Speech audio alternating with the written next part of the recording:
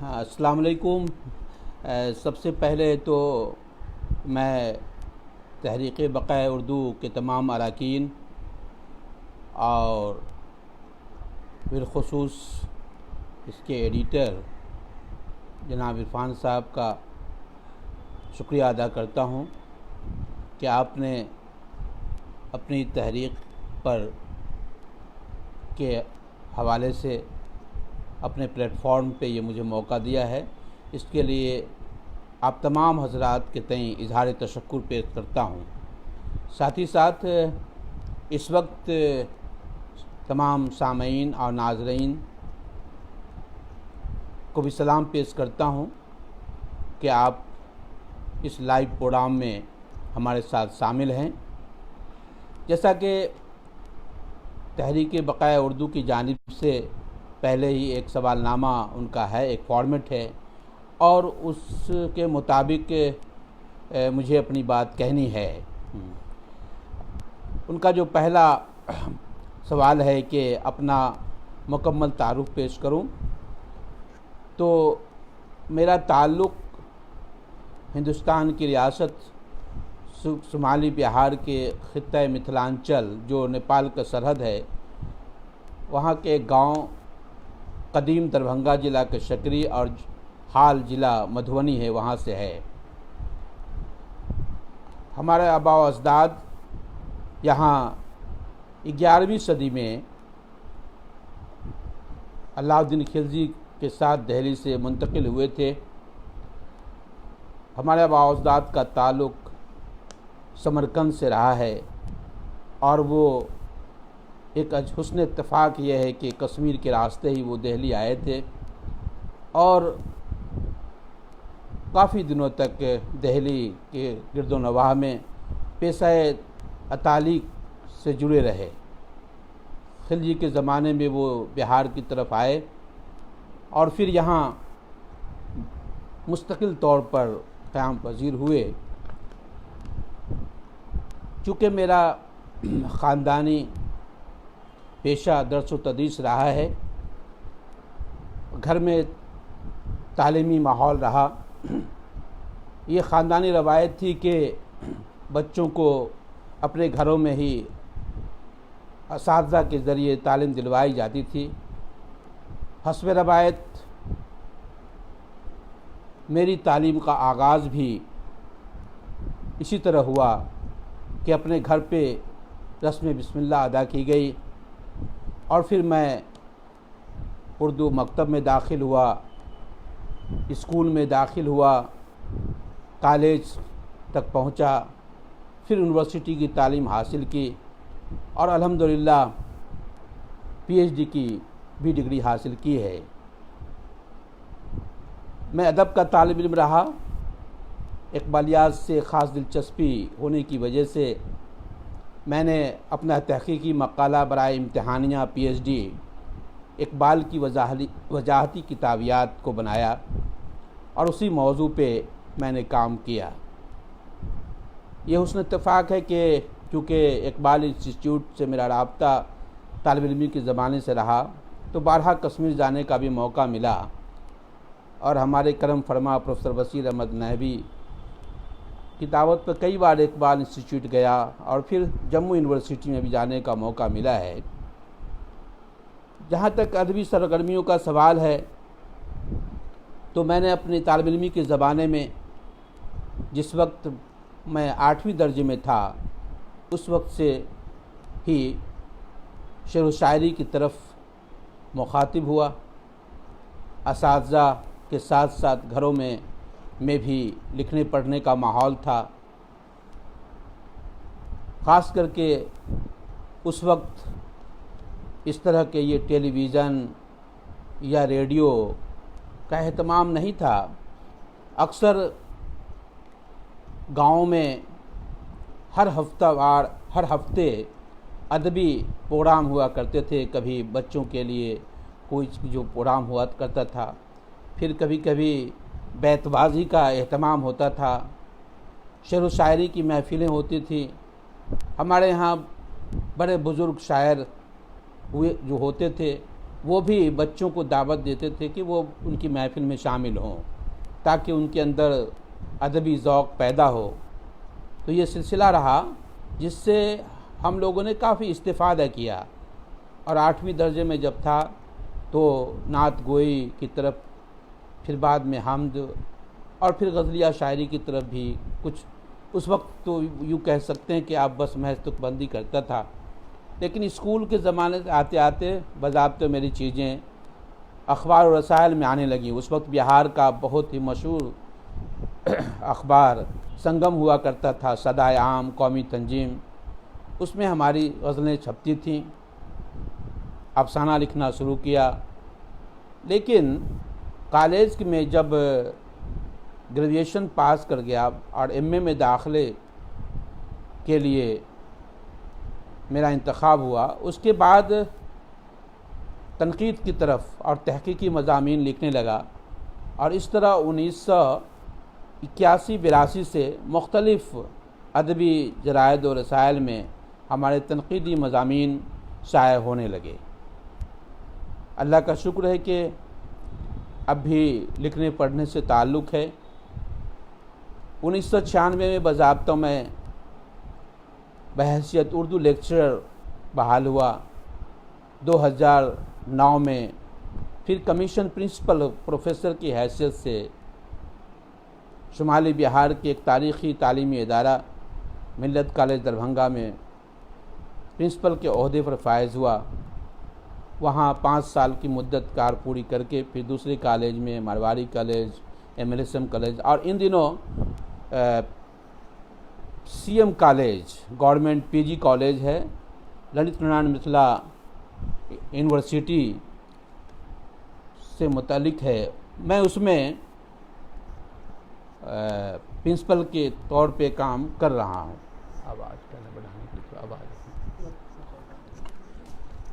کام کر رہا ہوں، اور اب تک جو کتابیں شائع ہوئی ہیں ہماری، وہ اردو میں 17، 5 انگریزی میں اور 1 ہندی میں۔ میں اخباروں میں گزشتہ 2 دہائیوں سے کالم لکھ رہا ہوں۔ میرے کالموں کا مجموعہ بھی آ چکا ہے۔ دہلی یونیورسٹی کے ایک ریسرچ اسکالر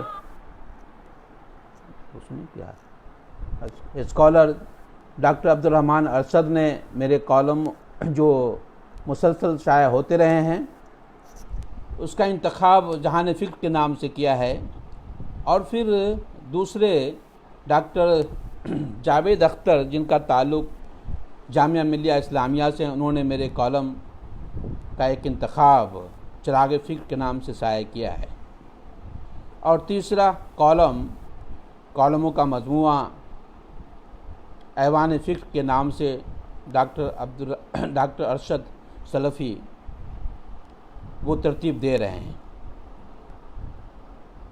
میں ادب کا طالب علم ہوں، اور ادبی ذوق و شوق جو ماحول سے ملا بچپن سے، اسے برقرار رکھنے کی کوشش کی، اور آج بھی میں اپنی تمام تر سرگرمیوں، دیگر جو فرائض ہیں ہمارے کالج میں درس و تدریس کی وابستگی کے باوجود، لکھنے پڑھنے سے میں وقت ضائع کرتا ہوں۔ نتیجہ ہے کہ جو کچھ بھی رتب و یابس آپ کے سامنے ہے، کتابوں کی صورت میں، مقالوں کی صورت میں، رسائل کی صورت میں، بالخصوص اقبال میرا موضوع رہا ہے۔ اقبال کی شاعری، اقبال کی شخصیت، ان کے افکار و نظریات، اور ان پر الحمدللہ 2 کتابیں، ایک تو وہ جو تحقیقی مقالہ میرا تھا PhD کا، اس کی ایک کتاب اقبالیات کی وضاحتی کتابیات آج سے 15 سال پہلے آ چکی ہے۔ اس میں نے تقریباً 2000 کتابوں کا مختصر جائزہ پیش کیا ہے کہ جو اقبالیات کا ذخیرہ ہے اس میں کس طرح کی کتابیں آئے ہیں موضوع کے اعتبار سے اور مواد کے اعتبار سے۔ دوسری کتاب اقبال کے تعلق سے اقبال کی عصری معنویت، یہ ہمارے مضامین اور دیگر اس مضامین کا مجموعہ ہے، اور اس میں یہ کوشش کی تھی میں نے کہ وہ تمام چیزیں آ جائیں جس سے اقبال کو مکمل طور پر سمجھنے میں ہمیں مدد ملے، بالخصوص نئی نسل کے لیے اقبال کے افکار و نظریات کی کیا اہمیت ہے اس کو واضح کرنے کی ایک کوشش کی تھی۔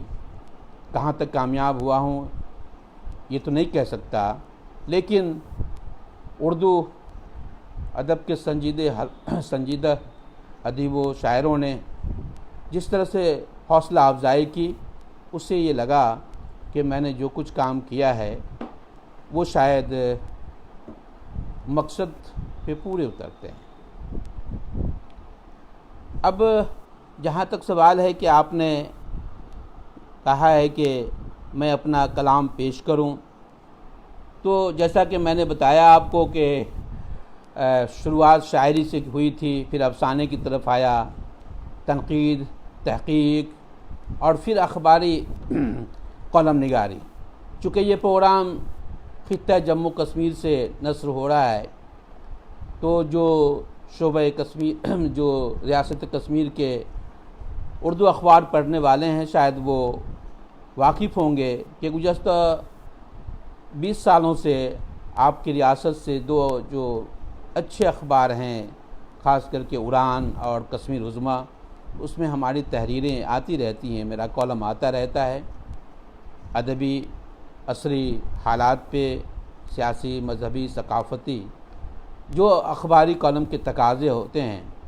لیکن مستقل طور پر ہفتہ وار کالم ہمارا روزنامہ انقلاب ممبئی میں آتا ہے، جو ہر سنڈے کو آتا ہے، جہان فکر کے عنوان سے مختلف موضوع پہ، اور وہ تمام ایڈیشن جو ان کے ہیں سبھی میں شائع ہوتے ہیں الحمدللہ۔ شاعری میں آپ بعد میں بتاؤں گا کہ شاعری کس حد تک میں نے کی، کیسی کی۔ ظاہر ہے کہ شعر کہنا ایک فنکار کے لیے اس کے ذہنی آسودگی کا سامان ہی نہیں ہوتا، بلکہ اس کی بصیرت و بصارت کا آئینہ بھی ہوتا ہے۔ کوئی بھی تخلیق ہو، چاہے وہ نثری ہو، منظوم ہو، منثور ہو، تنقید ہو، تحقیق ہو، شاعری ہو، شاعری کے مختلف اصناف میں آپ اظہار خیال کرتے ہیں، وہ آپ کے اندرون کا آئینہ ہے۔ آپ کے اندر جو چنگاری ہے، آپ کے اندر جو تجربات کے اور مشاہدات کے ذخیرے ہیں وہ باہر آتے ہیں الفاظ کی صورت میں، لفظوں کی پیکر کی صورت میں آپ کے سامنے پیش ہوتے ہیں۔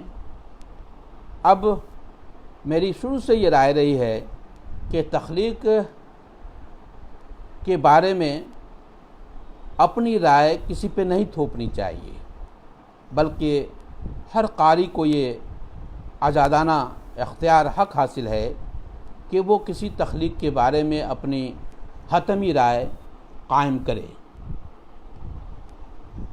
اور وہ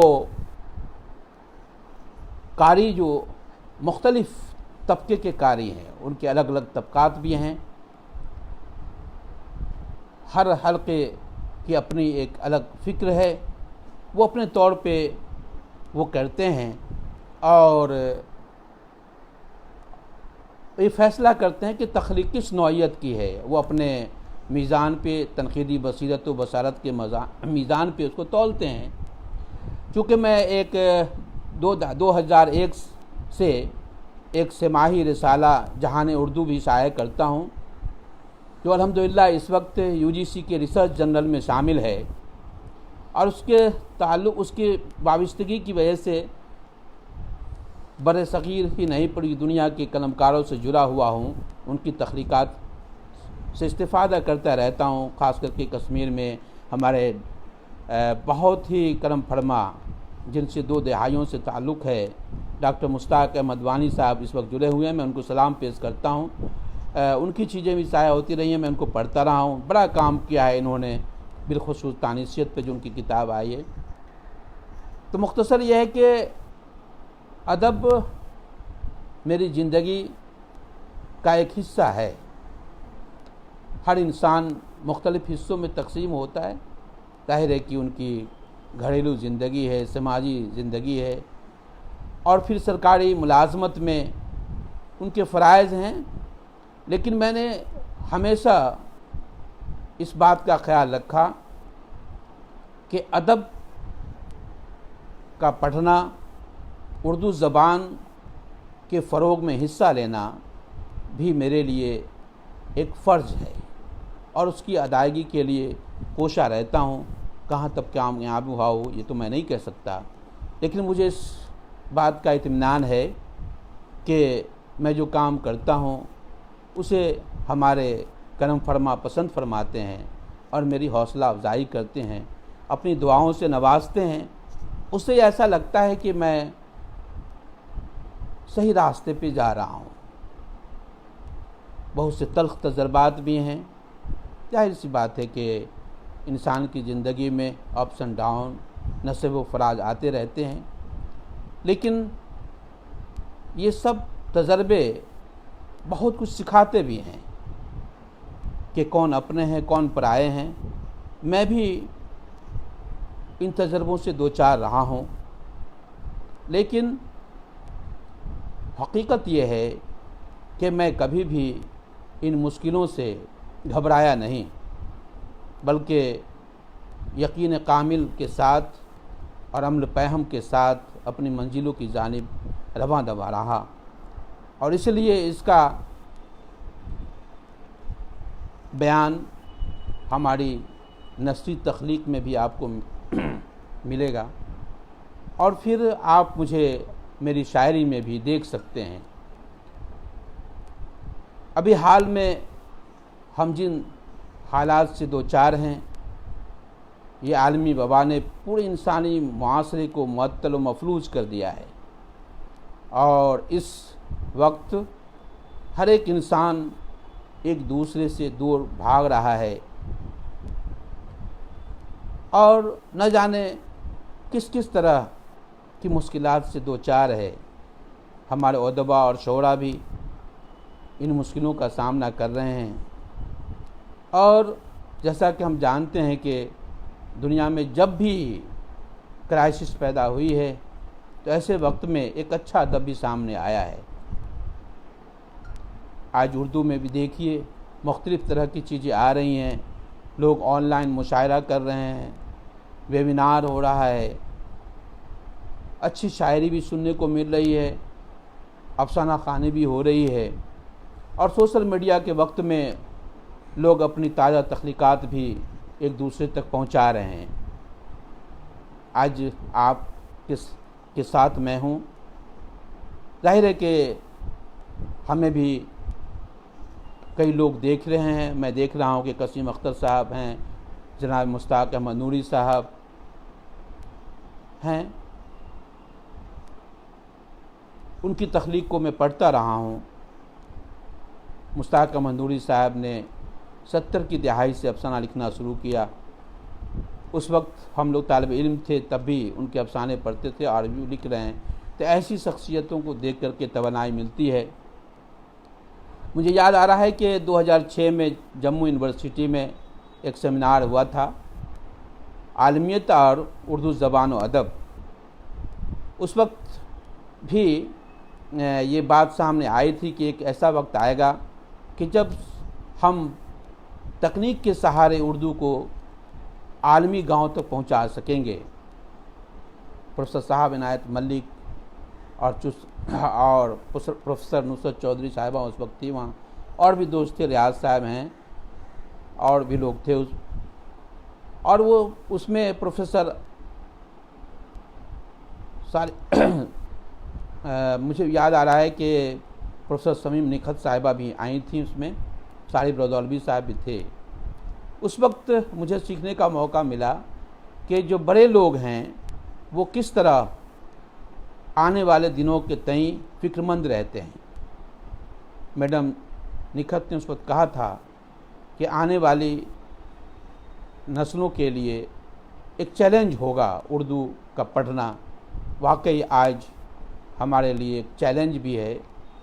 आपका एक सवाल भी है कि नई नस्लों के जो नई नस्ल है उसको उर्दू से मुतालिक किस तरह जोड़ा जाना चाहिए या उसमें क्या है। देखिए, बुनियादी उर्दू किसी भी ज़बान के फ़रोग़ के लिए सबसे ज़रूरी चीज़ है वो है कि बुनियादी तालीम। जिन रियासतों में बुनियादी तालीम की सहूलत मैसर हैं वहाँ उर्दू फ़रोग़ पा रही है। मसलन आप देखें जनूबी हिंद में, महाराष्ट्र में, कर्नाटका में सैकड़ों उर्दू मीडियम स्कूल हैं और वहाँ हर साल CBSE में भी उर्दू मीडियम के पढ़ने वाले बच्चे अच्छा रिजल्ट कर रहे हैं। शुमाली हिंद में ऐसी सूरत नहीं है, बिलखुसूस जो उत्तर प्रदेश दोआबा का इलाका जहाँ उर्दू पैदा हुई। मैंने आज ही एक कॉलम लिखा है जिसमें इस बात का जिक्र है कि उर्दू वाहिद दुनिया की ऐसी बदकिस्मत ज़बान है जो जहाँ पैदा हुई, जहाँ पली बढ़ी, जहाँ के अवाम के दिलों की धड़कन बनी, उसी इलाके में और उसी मुल्क में अब इसे गैर मुल्की ज़बान कहा जा रहा है। ये बदकिस्मती है कि हम अपनी तहज़ीबी शनाख्त, तमद्दुनी विरासत को गैर मुल्की ज़बान के खाने में डाल रहे हैं और तासुबाना और तहफ़्फ़ुज़ाना ज़हन का मुज़ाहरा कर रहे हैं। उर्दू की हक़ तलफ़ी हो रही है। ऐसे वक्त में उर्दू जो घराना रहा है पुराना, उनकी ज़िम्मेदारी और बढ़ जाती है कि वो अपने बच्चों को सरकारी स्कूल में पढ़ाएं, अंग्रेज़ी पढ़ाएं, हिंदी पढ़ाएं, जिस ज़बान में चाहें वो आज़ादी है उन्हें पढ़ाएं। लेकिन आप दूसरी ज़बानों का ट्यूशन कराते हैं बच्चों को, तो अपने घर पे उर्दू के लिए भी एक उस्ताद रखिए और उन्हें उर्दू ज़रूर पढ़ाइए। इसलिए कि उर्दू रस्मुल ख़त ज़िंदा रखने के लिए उसकी तालीम ज़रूरी है। अगर तालीम नहीं होगी तो ये रस्मुल ख़त ज़िंदा नहीं होगा। और उर्दू की जो सबसे बड़ी खूबसूरती है, जो तारीख़ी विरासत है, वो इसका रस्मुल ख़त है जो दुनिया की मुख्तलिफ़ ज़बानों से इसे अलग करती है, इसकी शनाख्त को इस्तेहकाम बख्शती है। नई नस्ल जो उर्दू पढ़ रही है उनके तईं हमारा नज़रिया मुस्बत है। वो मेहनत कर रहे हैं, वो आगे बढ़ने की कोशिश कर रहे हैं।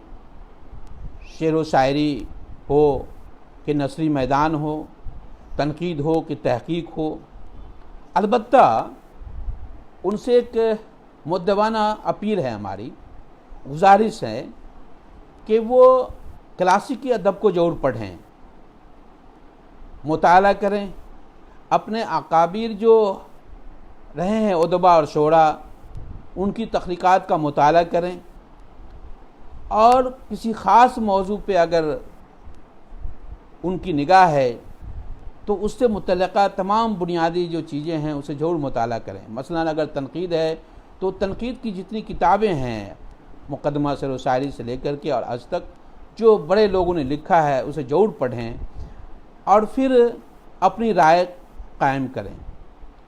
दूसरी चीज़ यह है कि हमारी जो नई नस्ल है वो शोहरत पसंद बहुत है। वो फौरी तौर पे चाहती है कि रातों रात पूरी दुनिया में छा जाऊं।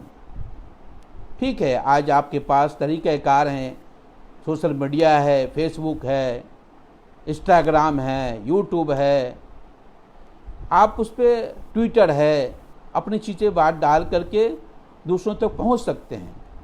लेकिन आपके अंदर मयार का होना लाजमी है। वक़ार हासिल करने के लिए मयार लाजमी है और मयार के लिए अमीक मुताला ज़रूरी है और अमीक मुताले के लिए संजीदगी ज़रूरी है।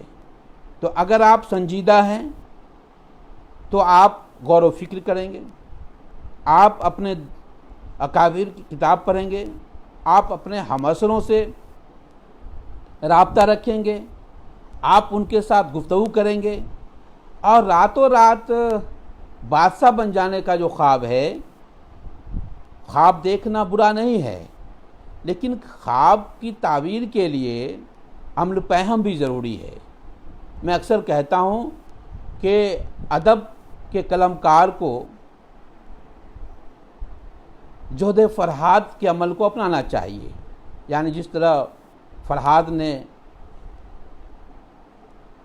ایک پہاڑ کاٹ کر دودھ کی نہر نکالنے کی کوشش کی۔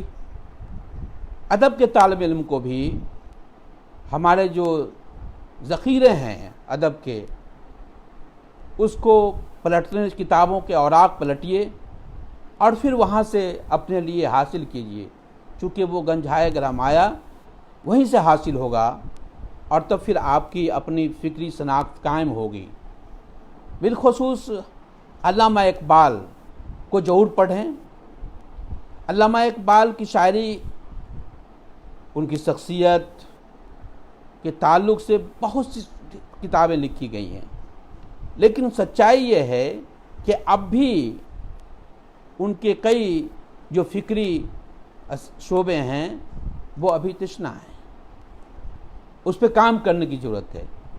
ان کی ڈائری کے حوالے سے، ان کے لیکچرز کے حوالے سے، انہوں نے جو تحریریں، ان کے خطوط کے حوالے سے جامعاتی تحقیق اور تنقید تو ہو رہی ہے، لیکن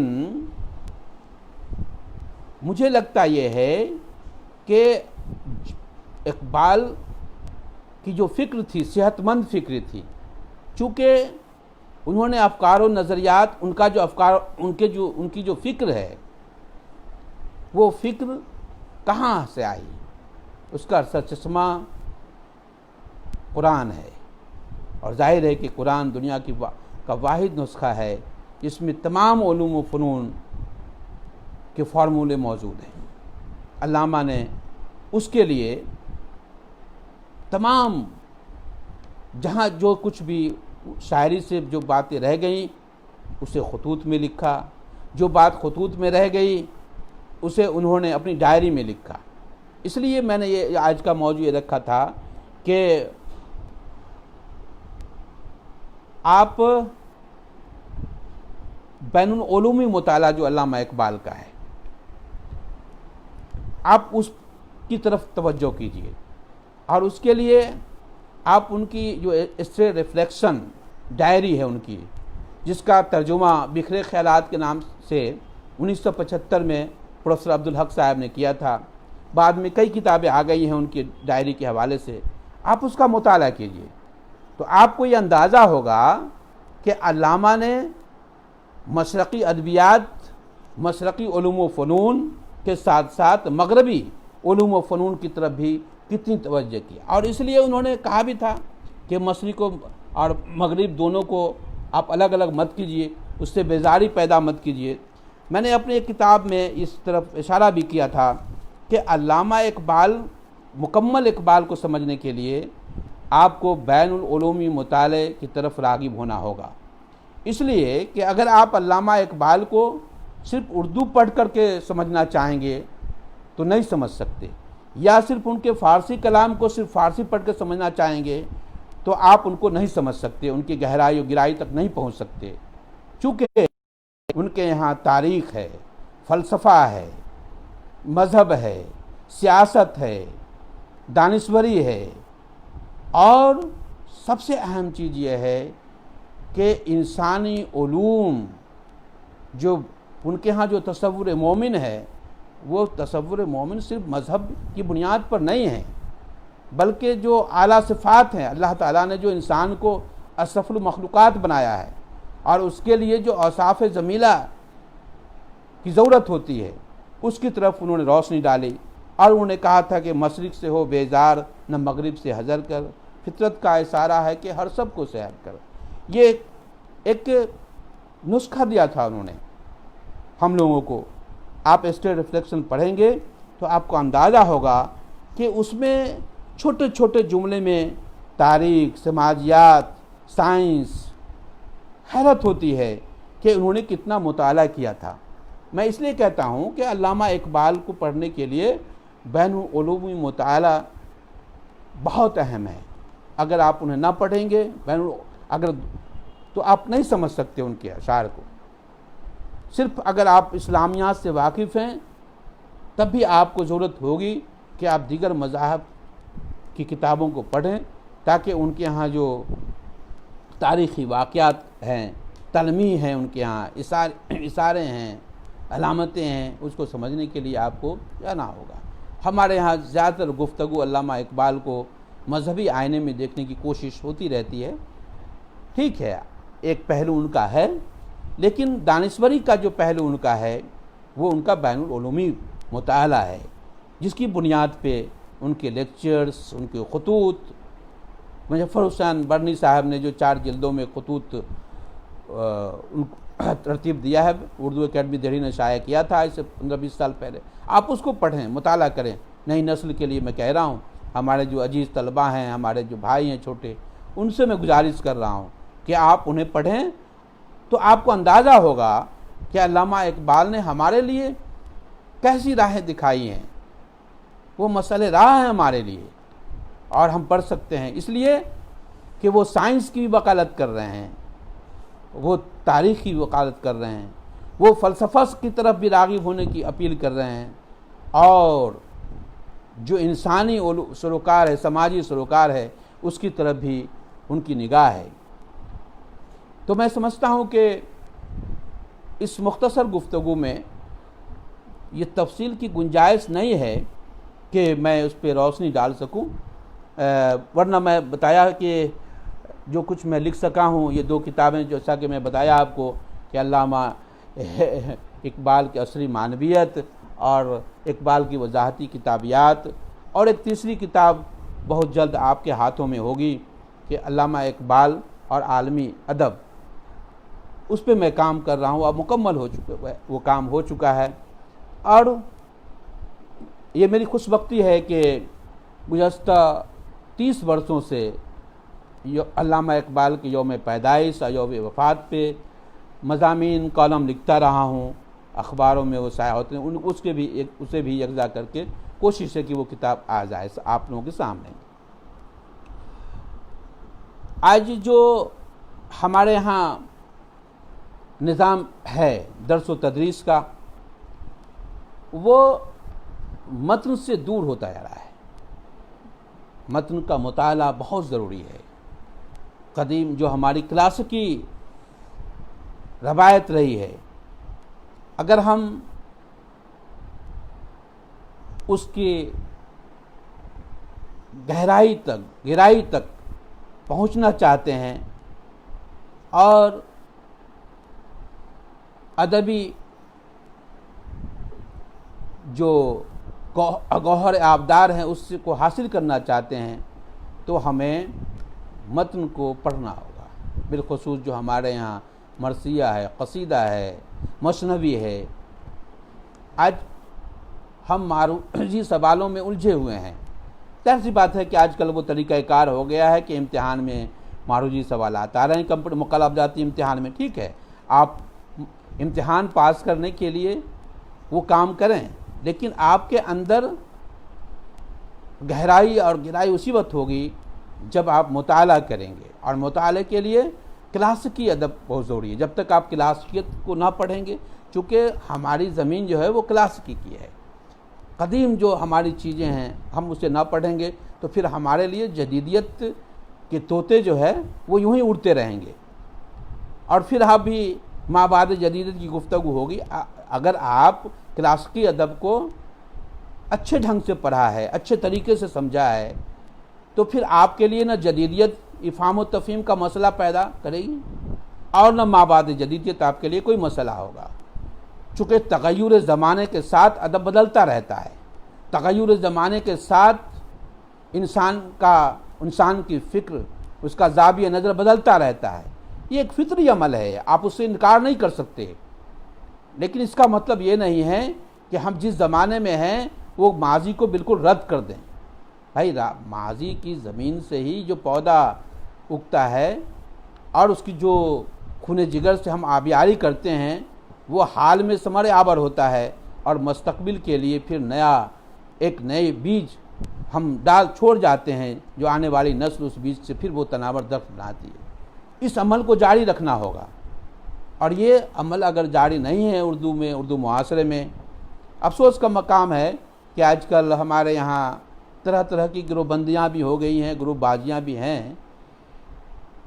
हर ज़माने में रहा है, لیکن پہلے کے زمانے کو دیکھیں، آپ دیکھیے وہاں انیس اور دبیر کو دیکھیے، موازنہ انیس اور دبیر کو پڑھیے، یا پھر حافظ ناسک کو دیکھیے، دہلی میں دیکھیے غالب اور ذوق کو دیکھیے، تو دیکھیے کہ ان لوگوں نے کیا لکھا ہے اور کتنا پڑھا ہے، کیسی شاعری ہمارے سامنے دی ہے۔ آپ بونے کو کدابری بخش کر کے آپ اس کے سر پہ تاج ڈالنے کی کوشش کر رہے ہیں، وہ کبھی بونا کدابر نہیں ہو سکتا۔ مجھے اچھا، ابھی مشتاق احمد نوری صاحب بھی جڑے ہوئے ہیں، ان کا ایک افسانہ ہی تھا لمبے قد کا بونا، بڑا اچھا افسانہ تھا، وہ جدید افسانے میں اس کا شمار ہوتا ہے۔ تو سوال یہ ہے کہ آپ حقیقت، اگر آپ کسی بونے کو کدابری بخش رہے ہیں، اس کا مطلب یہ ہے کہ آپ ادب کے لیے نقصان کر رہے ہیں۔ میں نے ایک بار پہلے، بہت پہلے، جہاں اردو کے اداریہ میں یہ لکھا تھا کہ ہمارے یہاں جو کتابوں کو انعام مل رہا ہے، خاص کر کے سرکاری بڑے اداروں سے، اس کے تراجم ہوتے ہیں۔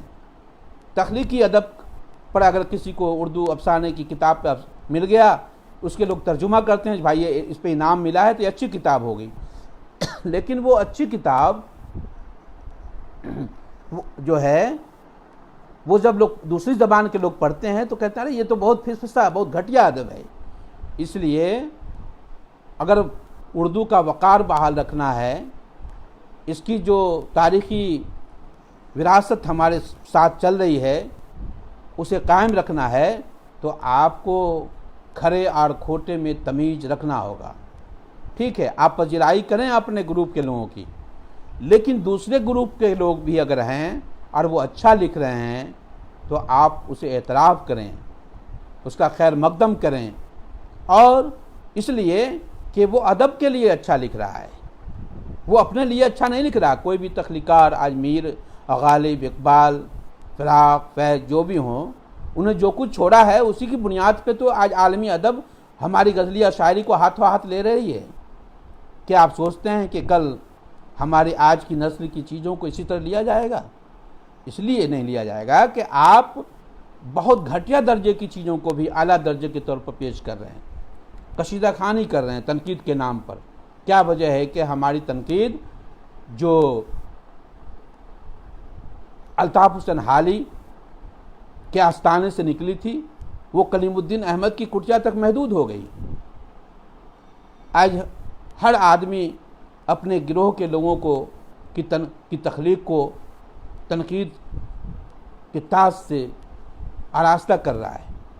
ایسے وقت میں سمجھتا ہوں کہ ہمارے جو اساتذہ ہیں، بالخصوص جامعات سے تعلق رکھتے ہیں، ان کی یہ ذمہ داری ہے کہ ایسے طلباء جن کے اندر ٹیلنٹ ہے، جن کے اندر صلاحیت ہے، انہیں ان کی تقرری میں انصافانہ حق دیں، تاکہ اگر آپ انہیں وہ اپنی جگہ دیں گے تو وہ کل آپ کی جو تہذیب ہے، آپ کی جو زبان ہے، آپ کا جو ادب ہے، اس کی وہ حفاظت کر سکیں گے۔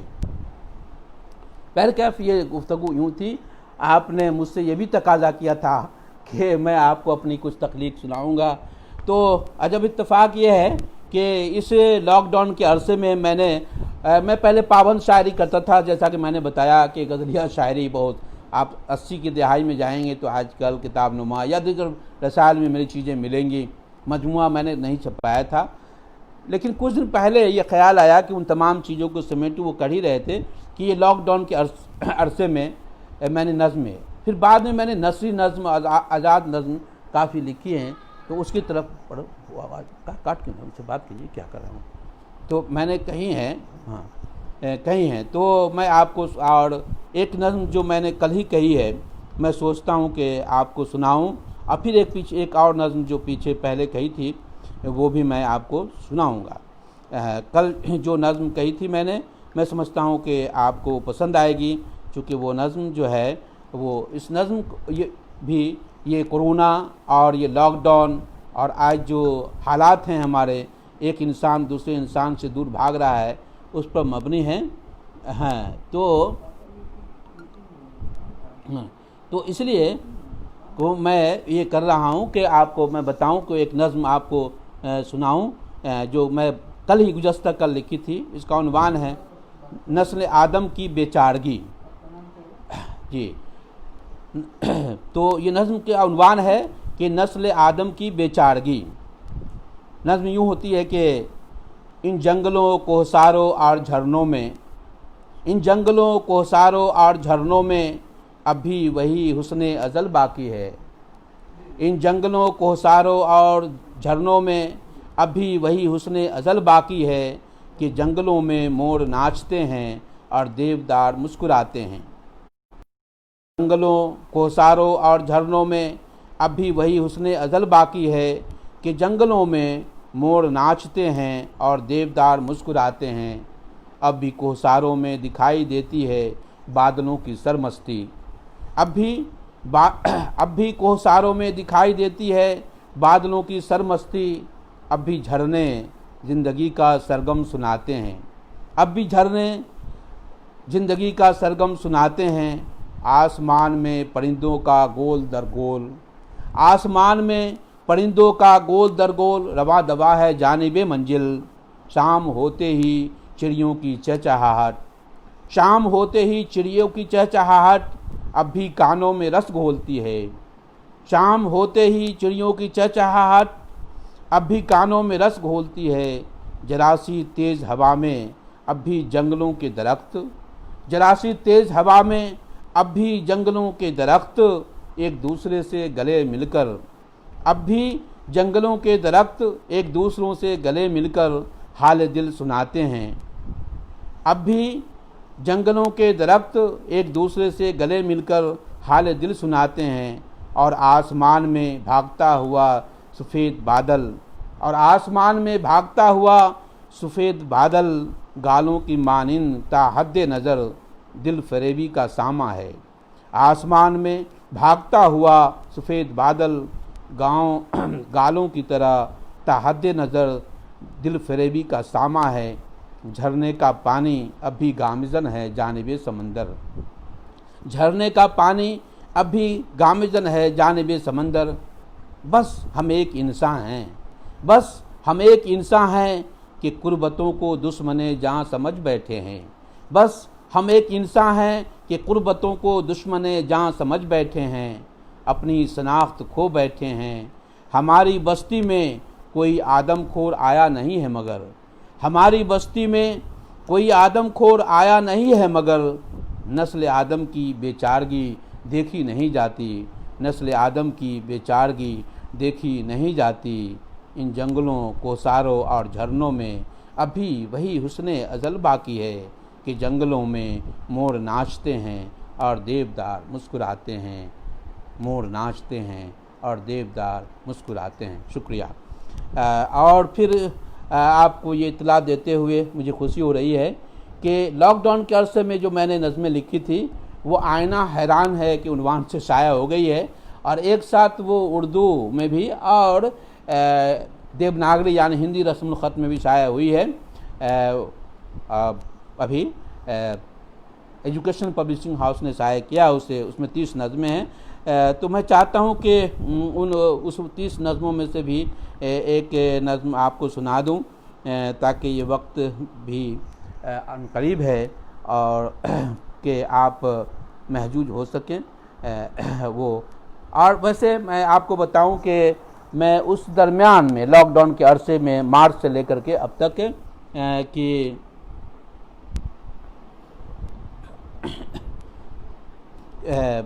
لکھتا رہا ہوں اور ویڈیو کے ذریعے یوٹیوب کے ذریعے بھی آپ کے سامنے پیش کرتا رہا ہوں. لیکن ظاہر سی بات ہے کہ یہ خاص پروگرام ہے اور اس میں ایک دو نظم آپ کے سامنے پیش کرنے کی کوشش کروں گا. کہ ایک نظم یہ یوں تھی کہ دغا باز بادل. آج آپ اس نظم کو یوں سمجھیں کہ کس طرح سیاسی پس منظر میں بھی ہے اور حالات جو ہیں اس پر دیکھیں کہ دہکاں کی ویران آنکھیں آسماں کو ٹکٹکی لگائے، دہکاں کی ویران آنکھیں آسماں کو ٹکٹکی لگائے کب سے دیکھ رہی ہیں کہ یہ گھٹا تو بادل اب برسے گا تب برسے گا. दहका की वीरान आँखें आसमां को टकटकी लगाए कब से देख रही हैं कि ये घटा तो बादल अब बरसेगा तब बरसेगा।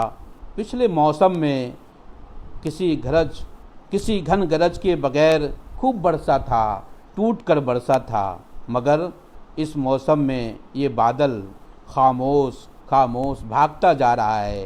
ताहद्दे नज़र बारिश के आसार नहीं हैं और खेतों में नई फसलें जलती जा रही हैं। दहका की उम्मीदों के चिराग बुझते जा रहे हैं, उम्मीदों के चिराग बुझते जा रहे हैं। तो इस तरह की नज़में इस वक्त आती थी। और लेकिन वो एक नज़म थी कि हम किस तरह आज ये वकालत हो रही है पूरे मुल्क में कि खुद इन्हिसारियत हो, हम हर आदमी को घर पे काम दे, अपने गांव में छोटे छोटे सन्नतों को ये करें।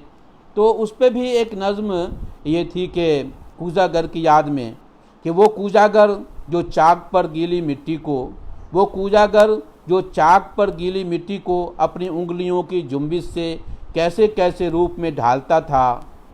मेरी अनबूझ पहेली के दिनों में वो मिट्टी का एक कूजा खुशियों का समुंदर लिए होता था। चूल्हे पर चढ़ी हांडी को देखकर सिकम की आग खुद ब खुद ठंडी हो जाती थी।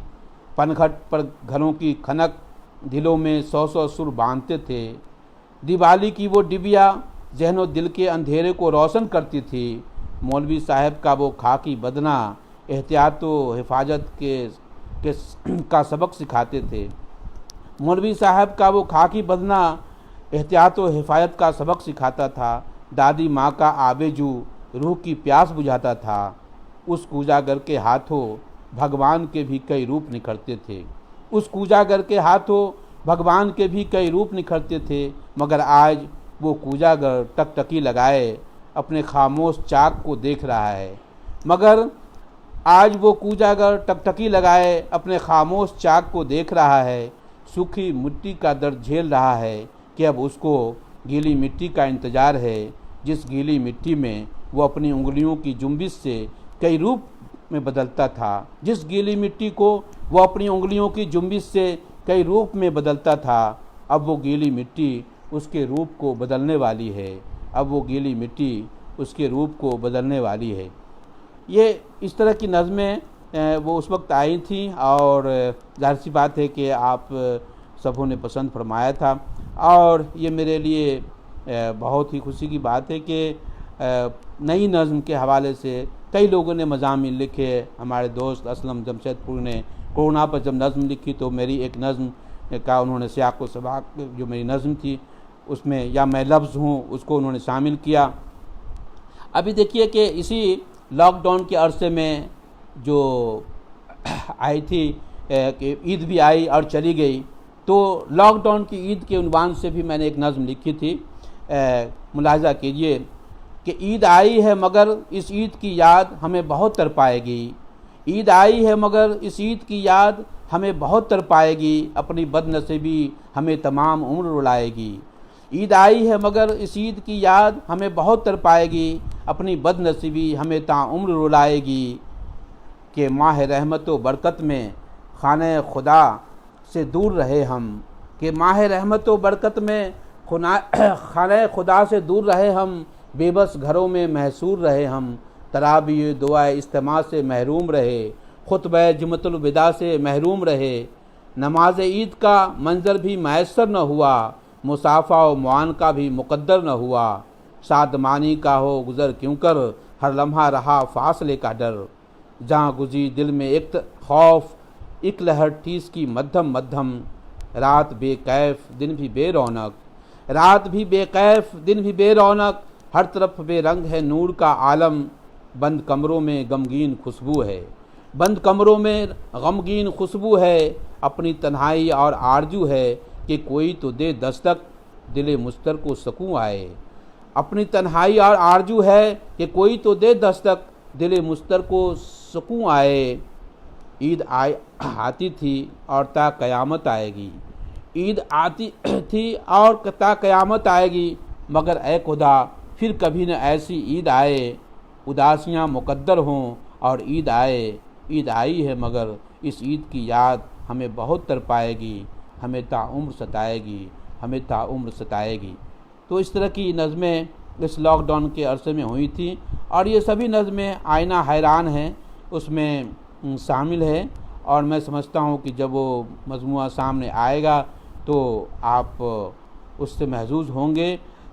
میں سمجھتا ہوں کہ وقت بھی ہونا چاہتا ہے، تو ایک نظم اور جو اسی عرصے کی ہے میں آپ کو سنا دوں کہ لاک ڈاؤن کے عرصے میں مسلسل نظمیں ہوتی رہیں، اور یوٹیوب کے ذریعے یہ بھی اخباروں میں بھی اور ہندی اخباروں نے بھی اسے کافی سراہا اور اسے شائع کیا۔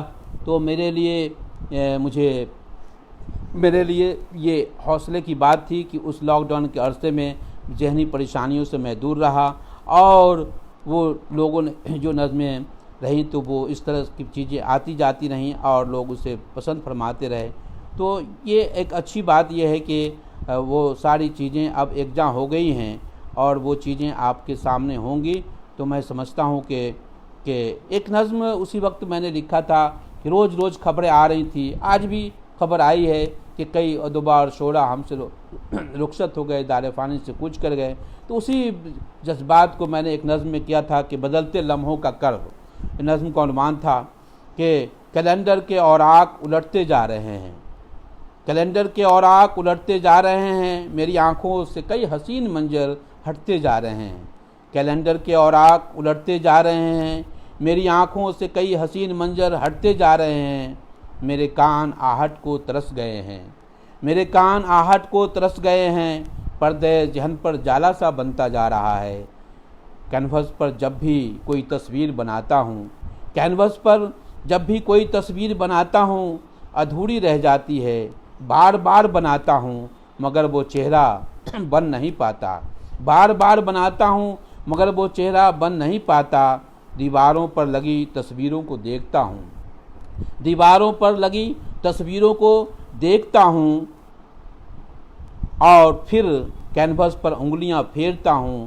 مگر بن نہیں پاتا حال کا چہرہ، اور تصویر ادھوری رہ جاتی ہے، تصویر ادھوری رہ جاتی ہے، کیلنڈر کے اوراق الٹتے جا رہے ہیں، میری آنکھوں سے کئی حسین منظر کٹتے جا رہے ہیں۔ اور آخر میں اپنی جو نئی نسل ہیں جس سے بہت سی امیدیں وابستہ ہیں، کیونکہ اردو کا مستقبل ان کے ہاتھوں میں ہے، تو میں ان سے گزارش کرنا چاہتا ہوں، ظاہر سی بات ہے کہ انہیں کوئی مشورہ کیا دے سکتا ہوں، میری کیا حیثیت ہے، بس ان سے اپیل کر سکتا ہوں کہ آپ بڑوں کا احترام کریں، اپنی تہذیبی شناخت کو برقرار رکھیں، اردو زبان و ادب کے کلاسیکی ادب کا مطالعہ کریں، تنقید ہو یا تحقیق ہو اس کا سنجیدہ مطالعہ کریں، اور اپنی تحریروں کو ان چیزوں سے آزاد رکھیں، ان چیزوں سے الگ رکھیں جو متنازع ہو، آپ اسے کسی تنازع میں آپ نہ پڑھیں، اور آپ جو ہے سے یہ کریں کہ دیکھیے آزاد نظم کے نسل کو آزاد نظم سے بہتر ہر کوئی ہے۔ دیکھیے ایسا ہے کہ آزاد نظم کے لیے صرف آزاد نظم نہیں ہے، اور آزاد نظم کے بھی ایک تانے بانے ہیں، ان کی ایک الگ یہ ہے، لیکن ہمارے یہاں پابند نظمی ہے۔ اور یہ بھی سن لیں کہ شاعری صرف عروض و بلاغت کو جاننے کا نام نہیں ہے، دو چار کا نام شاعری نہیں ہے، الفاظ کے نشست و برخاست کے ساتھ آپ کیا برتاؤ کرتے ہیں، آپ اس کے لفظوں کو کون سا معنی دیتے ہیں، اس لیے کہ لفظ جو ہے وہ فنکار کی تخلیق کار کے حقیقی روح میں، جب وہ لفظوں کا جو سراپا ہے آپ اس میں روح پھونکتے ہیں اپنے فکر کا، اپنے نظریے کا، تب جا کر کے اس کے اندر زندگی پیدا ہوتی ہے۔ یہی وجہ ہے کہ آپ دیکھیے کہ ایک ہی شعر کا جو ہے وہ یہ ہے کہ ایک ہی شعر کے مفہوم الگ ہوتے ہیں، اور نثری نظم جو ہے وہ ضروری نہیں ہے کہ آپ نثری نظم کہیں، آپ کو جس پہ عبور حاصل ہو، آپ کا ذہن جس طرف مائل ہو، آپ صرف نثری نظم کیوں کہیں گے؟ نثری نظم اگر میں کہہ رہا ہوں اس کا مطلب یہ نہیں ہے کہ آپ ہی نثری نظم کہیں۔ اگر نثری نظم کے اندر آپ اچھی بات کہہ سکتی ہیں، آپ اپنے محافظ ضمیر کی ادائیگی جس پیکر میں جو میڈیم میں ہو، آپ کو اگر آپ پابند نظموں میں کہہ سکتے ہیں تو کہیں، غزل کے شعر میں آپ کہیں، پابند نظموں میں کہیں، کتاب میں کہیں، رباعی میں. ہمارے یہاں تو یہ آزادی ہے کہ ہمارے یہاں جو اصناف ادب ہے، شعری اصناف ہے، آپ اس کو استعمال کر سکتے ہیں، اپنی بات کہہ سکتے ہیں. لیکن بات کیا کہہ رہے ہیں اصل اس کی پکڑ ہے، اس کی اہمیت ہوتی ہے کہ آپ کہہ کیا رہے ہیں. ہمارے یہاں شاعری شعر کہنا بہت آسان ہے کہ ہمارے یہاں غزل کا انبار ہے، ہم نے ردیف اور قافیہ عروج کو جان لیا اور مضامین باندھ دیے. لیکن پیش پا افتادہ مضامین کے استعمال سے آپ کی اپنی کوئی شناخت نہیں بن سکتی. تو نئی نسل کے لیے ضروری ہے کہ وہ پیش پا افتادہ مضامین سے استفادہ ضرور کریں، اس کی نقل نہ کریں، یا پھر یہ سر کر کے کہ اس کے موضوع کو ہو بہو جو کریں اس کو آپ یہ کریں کہ بس اس کو شامل کر. ایسا نہیں ہے. آپ شاعری کیا ہے؟ شاعری کے اندر جب تک میں نے اپنی کتاب میں لکھا تھا کہ اس کے اندرون میں شاعر فنکار کے اندرون میں جو چراغ ہے، اس چراغ کی روشنی کا نام جو ہے وہ فن ہے، تخلیق ہے. آپ وہ جو اندرون میں آپ کے یہ ہے، اگر اسے آپ باہر کرتے ہیں تو آپ آتا ہے تو کرتے ہیں. یہ بالکل بجا فرما رہے ہیں. آج ہی ہمارے بیچ سے ہمارے ایک اچھے دوست کلکتہ سے فراغ روبی صاحب چلے گئے ہیں. اللہ تعالیٰ مغفرت فرمائے اور ان کے اہل خانہ کو صبر جمیل عطا فرمائے. تو اس لیے وہ نظم میں نے پڑھی تھی ابھی آپ کے سامنے کہ کیلنڈر کٹتے جا رہے ہیں اور کئی حسین منظر جو ہیں وہ ہمارے سامنے سے، اسی پس منظر میں وہ نظم تھی کہ کیلنڈر کے اوراق پلٹتے جا رہے ہیں اور کئی حسین منظر جو ہیں وہ ہماری آنکھوں سے ہٹتے جا رہے ہیں. تو اس میں میں نے کی تھی. میں سمجھتا ہوں کہ جو ہماری نئی نسل ہے، ہمارے عزیز ہیں، وہ ظاہر سی بات ہے کہ میں اس قابل تو نہیں کہ وہ ہماری چیزوں سے کچھ حاصل کر سکیں گے، لیکن میں اپنے جو 25 سالوں سے درس و تدریس سے وابستگی کی بنیاد پہ جو تجربے حاصل کیے ہیں یا اپنے بزرگوں کے ساتھ کی صحبت میں رہ کے سیکھا ہے، اس کی بنیاد پر میں نے یہ بات کہی ہے آپ سے کہ اگر آپ کی پہچان، آپ کی صلاحیت، آپ کی گہرائی، آپ کے اندر جو فکر ہے اس کی توانائی، آپ کا اور بالخصوص صحت مند فکر جو ہے وہ انسان کو آگے پہنچاتی ہے. منفی فکر جو ہے وقتی طور پہ وہ ٹھیک ایسے ہے کہ آپ چھوٹی سی کنکری بھی بڑے سمندر میں پھینک دیں تو اس کنکری کا دائرہ جو ہے وہ بہت دور تک جاتا ہے، لیکن وہ دائرہ جو ہے وہ ایک کنارے پہ جا کے سمٹ جاتا ہے، پھر اس کے آگے کی زندگی ختم ہو جاتی ہے.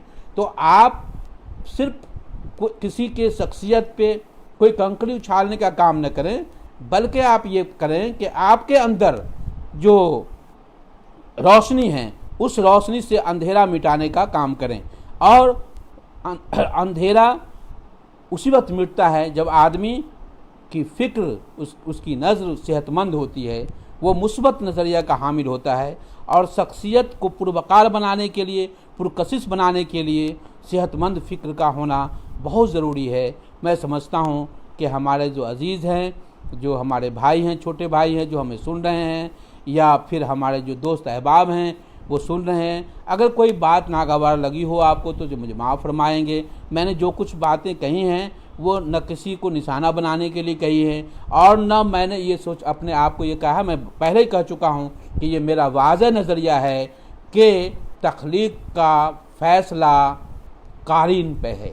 قارئین ہمارے جو ہیں وہی ہماری سند ہیں، اور وہی بتاتے ہیں کہ ہماری تخلیق کے اندر کتنی گہرائی اور گہرائی ہے. اگر ہم کسی نقاد سے سند لے لیتے ہیں تو وہ سند جو ہے ہمارے لیے بہت معنی نہیں رکھتی ہے، اس لیے کہ وہ وقتی ہے. اور اگر آج آپ بتائیں نا کہ نذیر احمد کو دیکھیے، آپ ڈپٹی نذیر احمد کے ناولوں کو دیکھیے، آج پھر اس کو سماجی اعتبار سے پڑھنے کی کوشش ہو رہی ہے. آپ نذیر اقبال کی شاعری کو دیکھیے، پھر اسے دیکھنے کو رہتا ہے. اب آخری میں وہ نظم آئینہ حیران ہے جس کے عنوان پہ میری کتاب آنے والی ہے، وہ نظم آپ کو سنا کر کے رخصت ہوتا ہوں. وہ نظم بالکل میں نے ایک تجربہ کیا تھا، بالکل آزاد نظم، نثری نظم کے بیچ کی چیزیں جو ہوتی ہیں اس پہ کیا تھا. آپ اس کو دیکھیں کہ نظم کا عنوان ہے کہ آئینہ حیران ہے. یہ بحر و بر، یہ حیوانات و نباتات، یہ سفر آفتاب اور سکون جاں رات. یہ بحر و بر، یہ حیوانات و نباتات، یہ سفر آفتاب اور سکون جاں رات، جیسے تھے کل آج بھی ہیں، جیسے تھے کل آج بھی ہیں، کہ انہیں دعویٰ نہیں اپنی شان و اوقات کا، کہ انہیں دعویٰ نہیں اپنی شان و اوقات کا، یہ سمجھتے ہیں خود کو عطیہ اس واحد ذات کا۔ انہیں دعویٰ نہیں اپنی شان و اوقات کا، یہ سمجھتے ہیں خود کو عطیہ اس واحد ذات کا، مگر ہم تھے کل جیسے آج کہاں ہے ویسے، مگر ہم تھے کل جیسے آج کہاں ہے ویسے، کہ ہمیں دعویٰ تھا بہت اپنے علم و ہنر کا، کہ ہمیں دعویٰ تھا بہت اپنے علم و ہنر کا، ہم پلہ سمجھ رہے تھے خود کو اس عظیم تر کا۔ ہمیں دعویٰ تھا بہت اپنے علم و ہنر کا، ہم پلہ سمجھ رہے تھے خود کو اس عظیم تر کا، ہم رات کو دن بنانے چلے تھے، ہم رات کو دن بنانے چلے تھے، چاند پر بستی بسانے چلے تھے، ہم رات کو دن بنانے چلے تھے، چاند پر بستی بسانے چلے تھے، پا کر رتبہ اشرف المخلوقات کا، پا کر رتبہ اشرف المخلوقات کا، بھول بیٹھے تھے سبق کائنات کا، پا کر رتبہ اشرف المخلوقات کا، بھول بیٹھے تھے سبق کائنات کا، پہچان بنا بیٹھے تھے ہم دیر و حرم کے نام پر، پہچان بنا بیٹھے تھے ہم دیر و حرم کے نام پر، ایک دوجے کے دشمن تھے ہم، ایک دوجے کے دشمن تھے ہم دین و دھرم کے نام پر، دیکھ ہماری بستی کیسی ویران ہے، دیکھ ہماری بستی کیسی ویران ہے، آباد شہر خاموشہ اور عصمشان ہے، دیکھ ہماری بستی کیسی ویران ہے، آباد شہر خاموشہ اور عصمشان ہے، آج دیکھ کے ہم کو آئینہ حیران ہے، آج دیکھ کر آئینہ ہم کو حیران ہے، کہ جو کل تھا یہ وہی انسان ہے، کہ یہ جو کل تھا وہی انسان ہے، وہی انسان ہے۔ بہت بہت شکریہ ایک بار پھر۔ آخر میں تحریک بقائے اردو کے تمام اراکین کے تئیں اظہار تشکر پیش کرتا ہوں، تمام سامعین اور ناظرین کا شکریہ ادا کرتا ہوں کہ آپ نے مجھے سنا، جو ٹوٹی پھوٹی چیزیں میں نے آپ کے سامنے پیش کی، میری حوصلہ افزائی کی۔ میں سمجھتا ہوں کہ آپ یہ پلیٹ فارم جو ہے ہمارے لیے ایک اعزاز ہے کہ آپ نے مجھے اس میں شامل کیا اور دوستوں عواموں تک پہنچانے کی کوشش کی۔ بہت بہت شکریہ۔ اللہ حافظ۔